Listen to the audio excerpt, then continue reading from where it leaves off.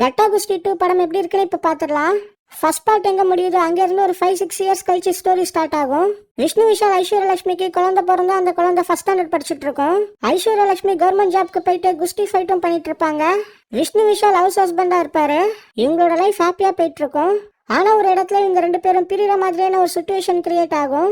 பிரிஞ்சவங்க மறுபடியும் ஒன்று சேர்ந்தாங்களா இல்லையா, இதுதான் கட்டா குஸ்தி 2. எனக்கு இந்த படம் பிடிச்சது. இந்த படத்தோட ஃபர்ஸ்ட் ஹாஃப் பொறுத்த வரைக்கும் ஸ்டார்டிங் நல்லாவே ஸ்டார்ட் பண்ணாங்க. ஆரம்பத்தில் வர அந்த ஸ்கூல் போர்ஷன்லாம் ஃபன்னாகவே இருந்துச்சு. ஆனால் ஃபர்ஸ்ட் ஹாஃபில் போக போக கொஞ்சம் லேக் ஆகிற மாதிரியான ஒரு ஃபீல் உங்களுக்கு வரும். இன்டர்வலுக்கு ஒரு 20 மினிட்ஸ்க்கு முன்னாடி வர போர்ஷனை இன்னுமே கொஞ்சம் பெட்டராக பண்ணியிருக்கலாம்ங்கிறது என்னோட ஒப்பீனியன். விஷ்ணு விஷாலும் ஐஸ்வர்யலட்சுமியும் பிரியறதுக்கு காரணமான சீன்ஸ் தான் அந்த 20 மினிட்ஸில் வரும். அந்த போர்ஷன் மட்டும் எனக்கு பெருசாக ஒர்க் ஆகலை.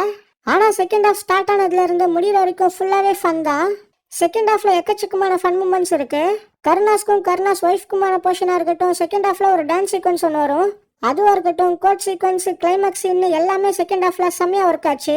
குறிப்பாக அந்த டான்ஸ் சீக்வன்ஸ் இந்த படத்தோட ஒரு பெரிய ஹைலைட்டாக சொல்லலாம். தியேட்டரில் அந்த சீன் கண்டிப்பாக ஒரு முரட்டு ஃபன்னாக இருக்கும். விஷ்ணு விஷால் ஐஸ்வர்யலட்சுமியோட பர்ஃபார்மன்ஸ் செம, அந்த சின்ன பொண்ணோட பர்ஃபார்மன்ஸுமே செம்மையா இருக்கும். இந்த படத்தில் ஒரு முக்கியமான இடத்துல ஐஸ்வர்யலட்சுமி சாரி கட்டிட்டு கட்டா குஸ்தி ஃபைட் போடுவாங்க. வழக்கமான அந்த ஸ்போர்ட்ஸ் ட்ரெஸ்ஸை கொடுக்காம சாரி கட்டிட்டு ஃபைட் பண்ண வச்ச ஐடியா செம. விஷ்ணு விஷாலுக்கும் அவரோட பொண்ணுக்குமான சீன்ஸ்லாம் நல்லா இருந்தது.